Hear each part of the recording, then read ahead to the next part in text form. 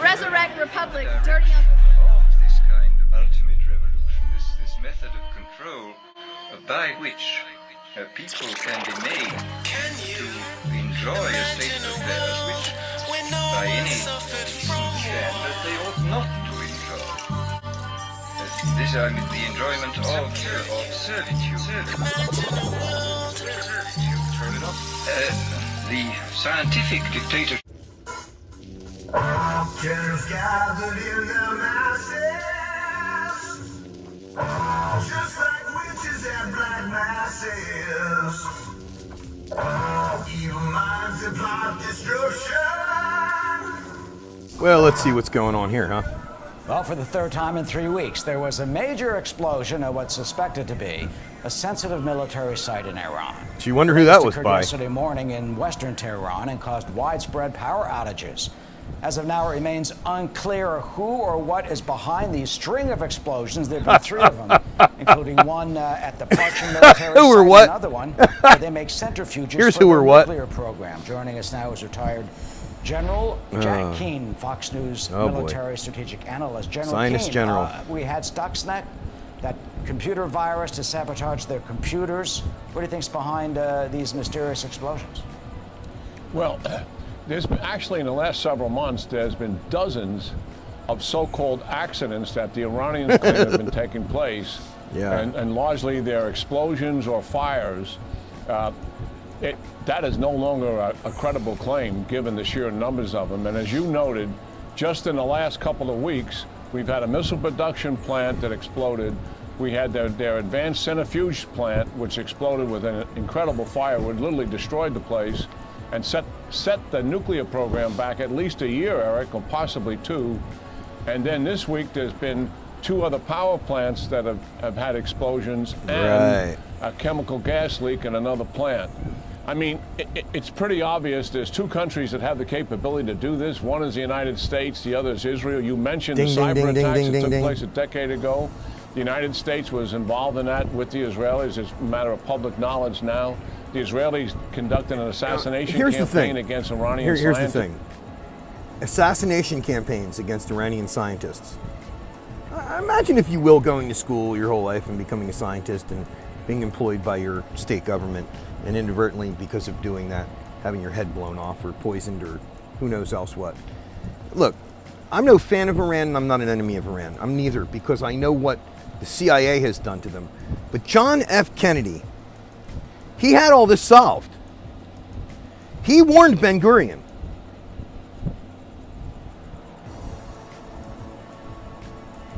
If this capital crumbled to the ground, the one thing that would remain is our commitment to our aid. I don't even call it aid, our cooperation with Israel.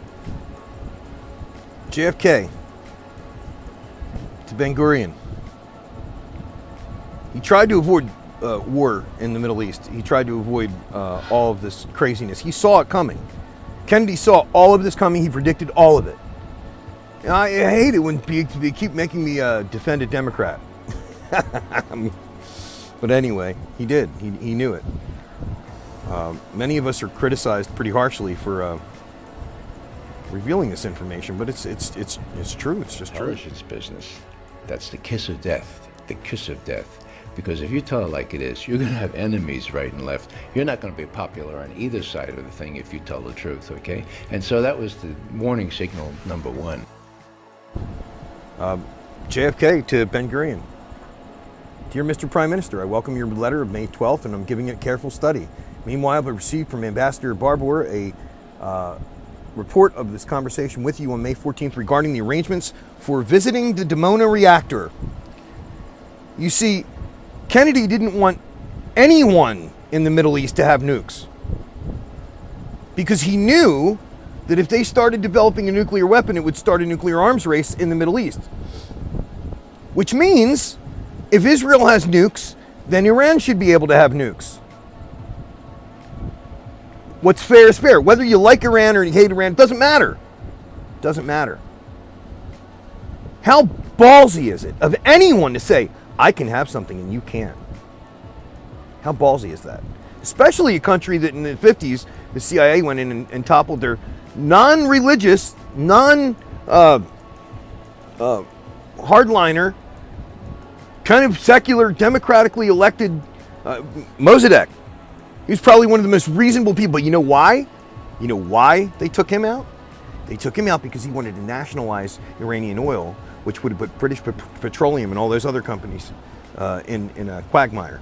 It would also be worth noting here that that who the CIA and the United States backed was the Shah, which was a long-standing monarchy in Iran that had been pretty much done away with by the time the CIA got there. They reinvigorated it. But what was really brutal about the man was his secret police that the CIA, I believe in the future Mossad, would help culminate, which led to finally the people being treated so oppressively that they overthrew him in the Iranian Revolution, and the Iranian Revolution installed the Ayatollah. Essentially, what I'm saying is that the direct interference of the United States and Israel into the internal matters of a country they didn't have any business interfering with to begin with is what created the Ayatollah, which created the situation of hatred towards the United States. We caused that hatred. Not we as in you and I, but our CIA absolutely is responsible for directly causing this problem. Now you have these neocon conservatives that want to demonize the reaction to the action. Okay, the action was interfering with the matters in the country. Even the Quran says, I don't know if people understand this about the Quran and jihad, the only sanctioned jihad by the Quran, is the way I understood it, was when foreigners come and make mischief in your land.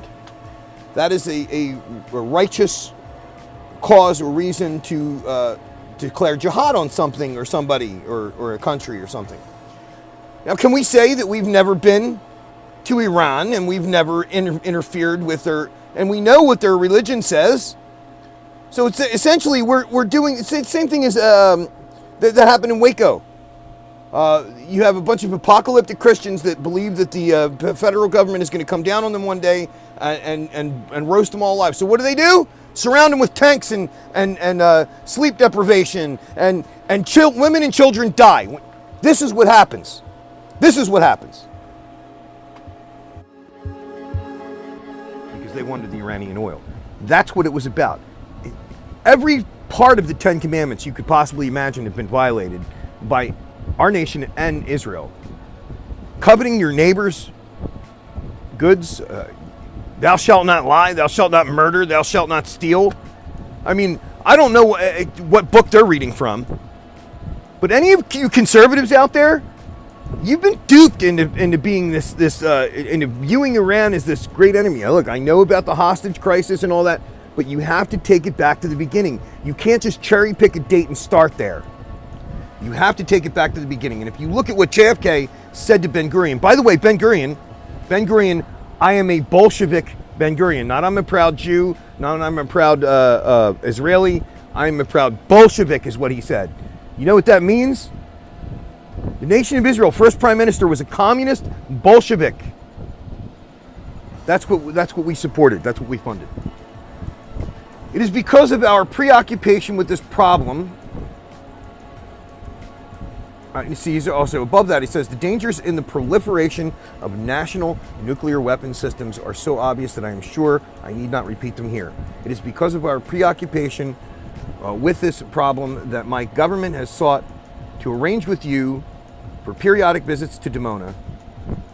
When we spoke together in May of '61, you said that we might make whatever use we wished of the information resulting from the first visit of the American scientists to Dimona, and that you would agree to further visits by neutrals as well. I'd assumed from Mrs. Mayer's comment that there would be no problem between us on this.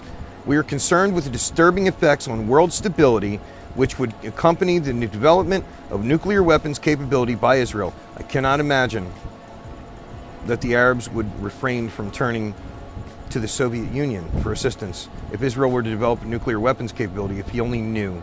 If Kennedy obviously didn't know about that, the connection with the Soviet Union and Israel. Anyway, but the problem is much larger than its impact on the Middle East. Development of a nuclear weapons capability by Israel would almost certainly lead other larger countries that have so far refrained from such development to feel that they must follow suit. Now, all this crap that you see with Jack Kane and all the other stuff wouldn't be happening. But you know what happened? Bang.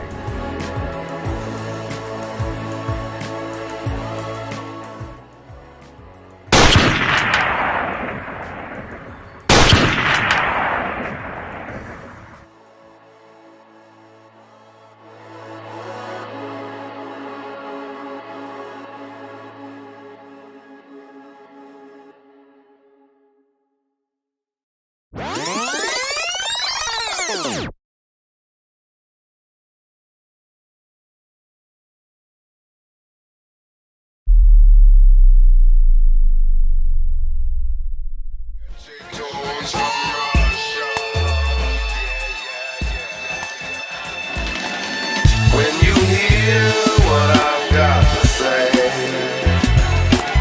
I'm sure you might want to turn your head the other way. But if you dare treat Business bad? Fuck you, pay me. Oh, you had a fire? Fuck you, pay me. Your place got hit by lightning, huh? Fuck you, pay me.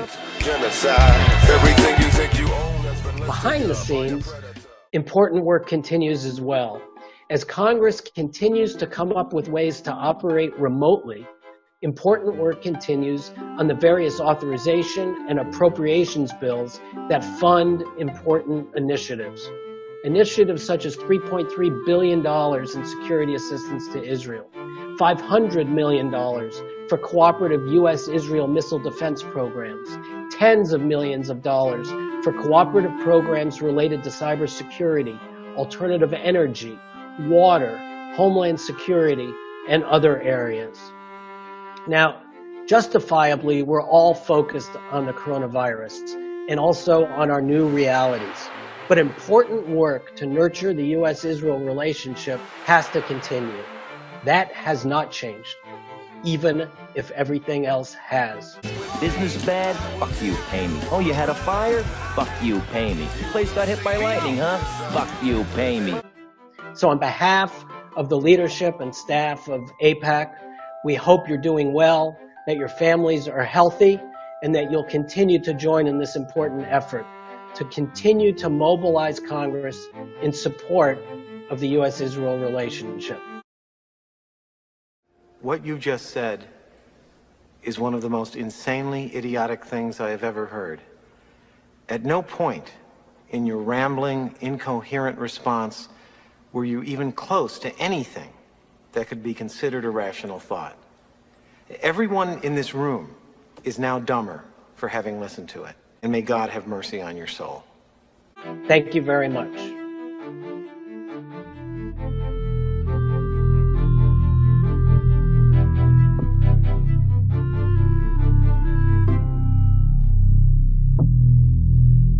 I have said to people when they ask me if this Capitol crumbled to the ground, the one thing that would remain is our commitment to our aid.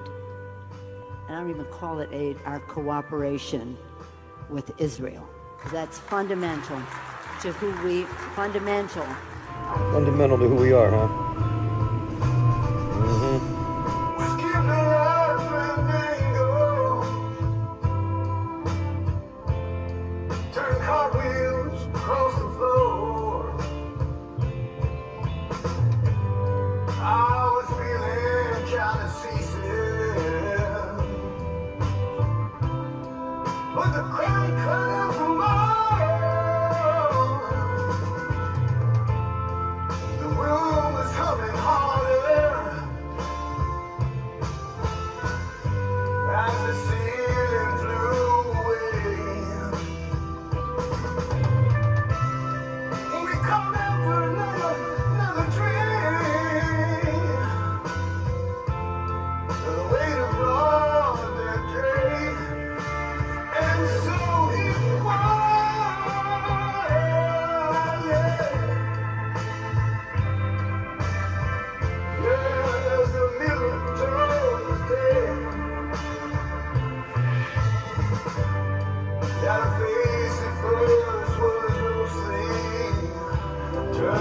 water, shade of death.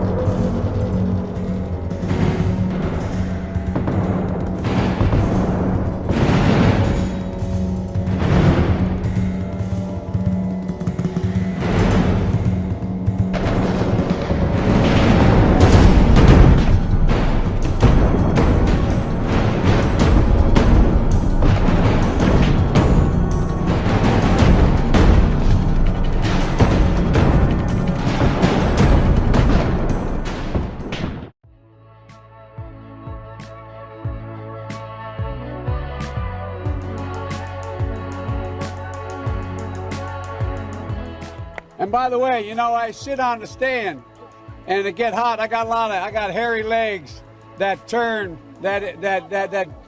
turn blonde in the sun. And the kids used to come up and reach in the pool and rub my leg down so it was straight, and then watch the hair come back up again. They'd look at it. So I learned about roaches. I learned about kids jumping on my lap. And I've loved kids jumping on my lap. And I tell you what, the men, they're now all men, the guys I work with down here, and they're all guys at the time.